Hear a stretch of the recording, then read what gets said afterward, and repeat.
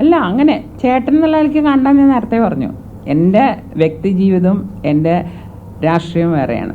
എൻ്റെ രാഷ്ട്രീയം വെച്ച് നോക്കുക, ഞാൻ അവിടെ സുരേഷ് ഗോപി ജയിക്കുന്നേ പറയുള്ളൂ.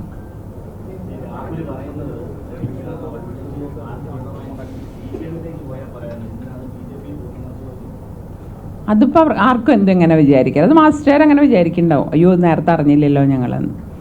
അത്രയേ ഉള്ളൂ, അതിൽ വലിയ കാര്യമൊന്നുമില്ല. ഇതെല്ലാം പോകുന്ന വ്യക്തിയുടെ ഒരു മനസ്സാണ്.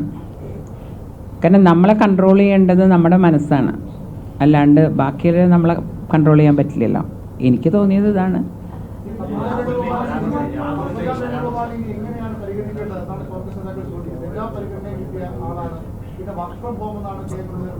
അതെന്താണെന്ന് വെച്ചാൽ എൻ്റെ സഹോദരനെ ശരിക്കും പറയുകയാണെങ്കിൽ എൻ്റെ അനിയനാണെങ്കിൽ ഞാൻ 2 അടി കൊടുത്തേനെ. കാരണം 1.5 കൊല്ലം ഞാൻ ഒരു വീഴ്ച കഴിഞ്ഞു, എനിക്ക് വേറെ കുറേ അസുഖങ്ങൾ വന്നു, ഒക്കെ ചേട്ടന് മാത്രമേ അറിയുള്ളൂ. ആ ചേട്ടൻ അത് പറയരുത്. എന്നിട്ടും ഞാൻ സമയം കിട്ടാൻ ഹോസ്പിറ്റലിൽ നിന്ന് ഇറങ്ങുമ്പോൾ നേരെ ഓടും മീറ്റിങ്ങിന്. ഞാൻ അത്രയും ഒരു ഹെൽത്തിൽ ഒരു 1.5 കൊല്ലമായിട്ട് ഞാൻ ഭയങ്കര ഡൗൺ ആയിരുന്നു. ഇപ്പോൾ ഒരു 6 മാസമായിട്ടുള്ളൂ ഞാൻ റിക്കവർ ചെയ്ത് വന്നു തുടങ്ങിയിട്ട്. അപ്പോൾ ഇതെല്ലാം അറിയുന്ന ആളത് പറയുന്നത് രാഷ്ട്രീയത്തിന് വേണ്ടിയിട്ടാണ്, വോട്ടിന് വേണ്ടിയിട്ട്, വേറെ ഒന്നും. എന്ത് പരിഗണന? അതെ, പരിഗണന കിട്ടിയില്ല എന്നുള്ളത് ശരിയാണ്. അതായത് കഴിഞ്ഞ അസംബ്ലി ഇലക്ഷൻ കഴിഞ്ഞപ്പോൾ ഞാൻ KPC വൈസ് പ്രസിഡൻ്റ് ആയിരുന്നു. ആ സമയത്ത് വലിയൊരു നേതാവിൻ്റെ അനുയായി എന്നെ ഏറ്റവും ദ്രോഹിച്ച ആളെ ഇലക്ഷൻ. അപ്പോൾ അയാൾക്ക് പൊസിഷൻ കൊടുക്കുന്നതിൽ ഞാൻ എതിർത്തു. അപ്പോൾ ആ നേതാവ് തീരുമാനിച്ചു, എന്നാൽ അയാളും വേണ്ട ഞാനും വേണ്ട. അയാളെ എന്നെയും ഒരു ഇതിൽ കിട്ടിയാൽ എനിക്ക് സങ്കടമാണ്, പക്ഷെ എന്നാലും അതിലെനിക്ക് വിഷമമില്ല. ഞാൻ എല്ലാ ആൾക്കാരും ഒരേമാതിരി കാണുന്നതാണ്. എന്നിട്ട് എന്നെ നേരെ എക്സിക്യൂട്ടീവിലൊക്കെ തട്ടി 3 കൊല്ലം എന്നെ നടത്തിച്ചു. അങ്ങനെ 3 കൊല്ലം നടത്തിക്കേണ്ട ആളൊന്നുമല്ല. ഇതന്നെ എനിക്ക് കിട്ടിയ എന്താണെന്നറിയാം, ഞാൻ ഇപ്പോൾ പാർട്ടി വിട്ട് ഒന്ന് പേടിപ്പിച്ചുകൊണ്ട്.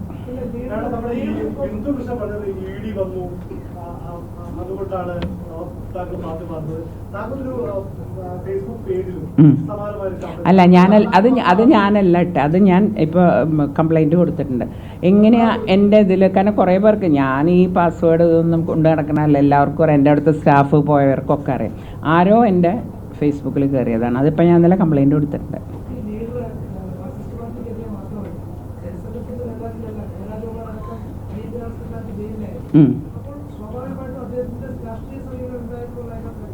അത് അവരെ മാത്രമല്ലല്ലോ, മാർക്സിസ്റ്റ് പാർട്ടിയിലത്തെ ആൾക്കാരെയും ശ്രീ പിണറായി വിജയനെ പോലെയുള്ളവരെ വരെ ഉള്ളിലിട്ടിട്ടുണ്ട്. അപ്പോൾ അദ്ദേഹത്തിന് അതിൽ രാഷ്ട്രീയം നോക്കിയിട്ടല്ല അദ്ദേഹം ചെയ്തു.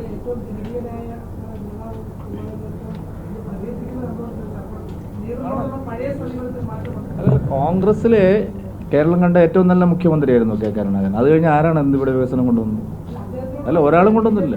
CPM-ലെ മുഖ്യമന്ത്രിമാരാവട്ടെ, കോൺഗ്രസിൽ തന്നെ വന്നവരാവട്ടെ, അതിലൊരു വലിയ കാര്യമൊന്നുമില്ല. കാരണം കെ കരുണാകരൻ ഏറ്റവും വിഷണറി ആയിട്ടുള്ള ഒരു മുഖ്യമന്ത്രിയായിരുന്നു, ഭാവന സമ്പന്നനായിരുന്നു, ധാരാളം കാര്യങ്ങൾ ചെയ്തിട്ടുണ്ട്. അദ്ദേഹം കൊണ്ടുവന്ന വികസനം അല്ലാതെ കേരളത്തിലും തിരുവനന്തപുരത്തും വേറെ ഏത് സർക്കാരാണ് എന്തിനാണ് കൊണ്ടുവന്നത്? അക്കാര്യത്തിലൊരു അല്ല, അടിയന്തരാവസ്ഥക്കെതിരെയുള്ള നിലപാട് വേറെ ഉണ്ട്. അതൊന്നും ഇപ്പൊ ചോദിക്കാനുള്ളതല്ല. ശരി,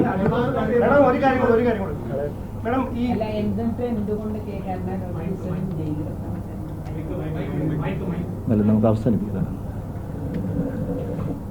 പ്രസിഡന്റ് ഇന്ന് ഞാൻ വന്നുകൊണ്ട് പറഞ്ഞ വാക്കുകളല്ല, നിങ്ങൾ എപ്പോഴും നെറ്റിലൊക്കെ കയറി നോക്കുന്നതല്ല. അദ്ദേഹം എത്രയോ നാൾ മുമ്പ് ഇത് പറഞ്ഞിട്ടുണ്ട്. അപ്പം ഞാൻ എന്നിട്ട് വിചാരിക്കുന്നത് എന്താ ഒരു BJP പ്രസിഡന്റ് എൻ്റെ അച്ഛനെ പറ്റി, അത് അന്ന് കുറേ നാളായി, അത് ഞാൻ ഇന്നലെ വന്നപ്പോൾ കണ്ടപ്പോൾ ഞാൻ വന്നോണ്ടല്ല കേട്ടോ, അദ്ദേഹത്തിൻ്റെ മനസ്സിൽ അച്ഛനെ പറ്റിയുള്ള വിചാരം അങ്ങനെ തന്നെയാണ്.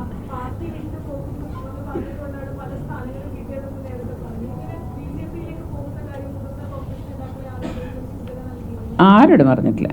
എൻ്റെ മനസ്സാക്ഷി, എൻ്റെ കുടുംബം. ഉറപ്പായിട്ട് ഈ പാർലമെന്റ് ഇലക്ഷൻ കഴിഞ്ഞോട്ടെ.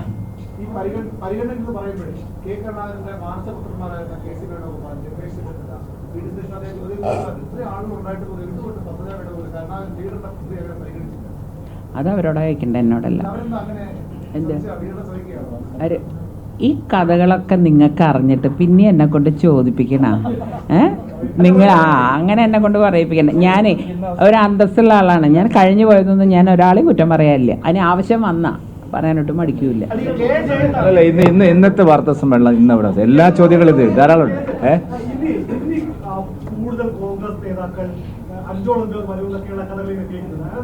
നിങ്ങൾ എന്തെല്ലാം കഥകളാണ് എഴുതുന്നത്?